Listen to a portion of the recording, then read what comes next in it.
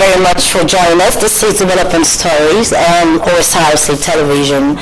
My name is Oyewumi Ayenigbara. President Bola Tinubu says his reforms of the past 2 years in office are laying a sustainable foundation for a more prosperous future for Nigerians. Tinubu, who was elected president on May 29, 2023, made a statement saying his renewed hope agenda was working to reduce the cost of living, promote economic justice, and build a business-friendly economy that attracts investment and supports every Nigerian. He framed his efforts as building blocks for a more sustainable future and thanked Nigerians for their unwavering support. The president reminded citizens that the administration is at the halfway mark of its mandate and reaffirmed that the economic turnaround is well on the way. Reviewing public finances, the president said 2025 results are on course with crude oil receipts matching budgets projections as output rises and the fiscal deficit dropping sharply on the back of stronger revenue collection and greater transparency. On his revenue policy, the president described a sweeping overhaul aimed at broadening the tax base, shielding vulnerable households and spurring inclusive growth. In commending Nigerians for their steadfastness through 2 turbulent years, he said their support had been vital to confronting inherited challenges head on. The Ondo State government says it will continue to ensure that the newly enacted law against land grabbing is fully enforced to protect the right of law-abiding citizens. Governor Lucky Aiyedatiwa spoke during the official inauguration of the community tasked with implementing the anti-land grabbing law. Government House correspondent Zuma Ebiemi has a report as presented from our studios.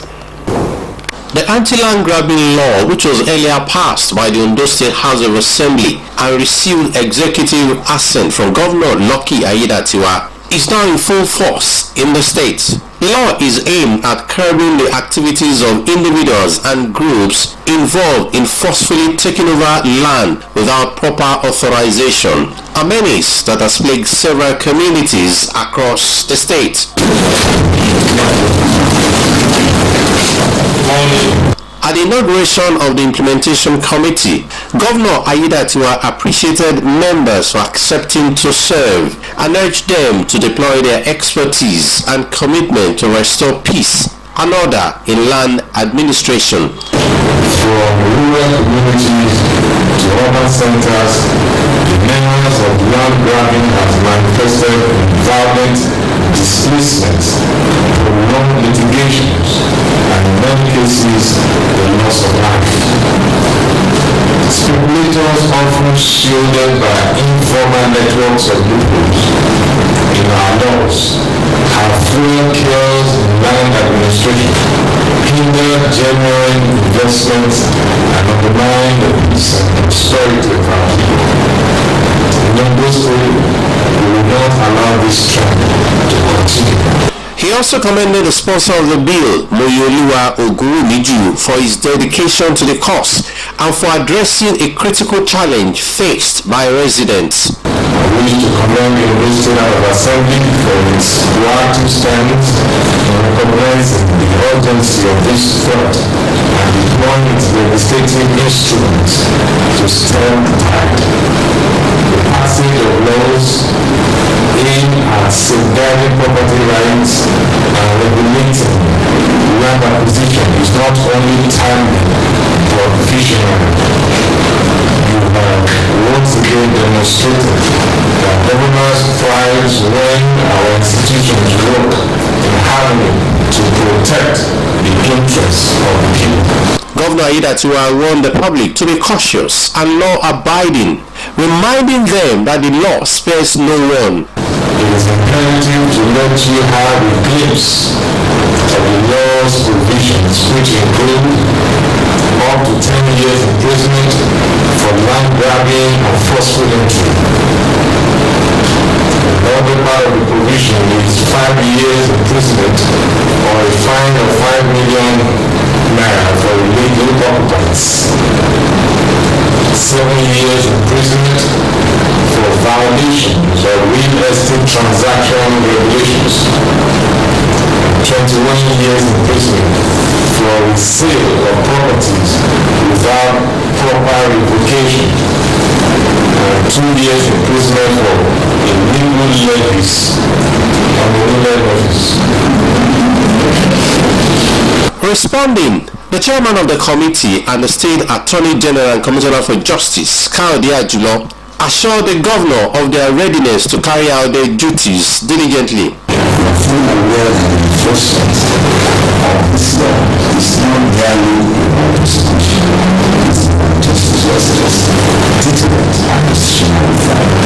Our objective is to create a just, efficient, humane governance system that respects due process and protect all lawful interests. Also speaking, the bill sponsor, Moyoluwa Ogunmeju, highlighted the benefits of the law, stating that it seeks to protect vulnerable individuals and restore sanity to land ownership processes.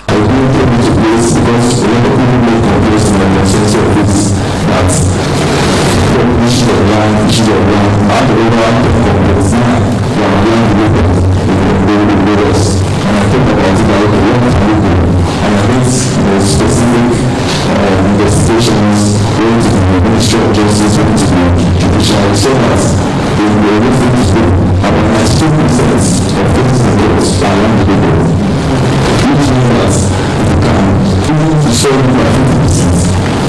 Don't join the rule of because so many cases are because that the opportunity is understanding. The enforcement of the anti-land grabbing law marks a significant step towards securing land rights in Ondo State. As the implementation committee begins its work, many see renewed hope for justice, fairness, and orderly land acquisition across communities.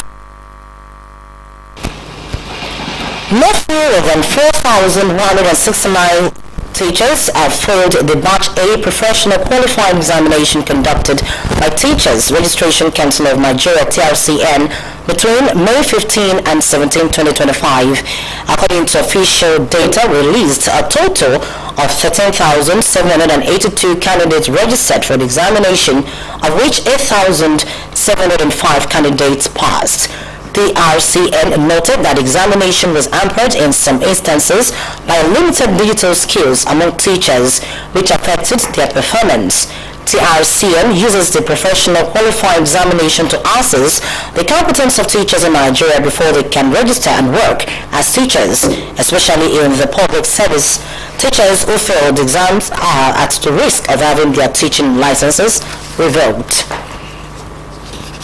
Emeritus Catholic Archbishop of Abuja, Cardinal John Onayeko, has pleaded with President Bola Tinubu to, as a matter of urgency, curb the security challenges in the country.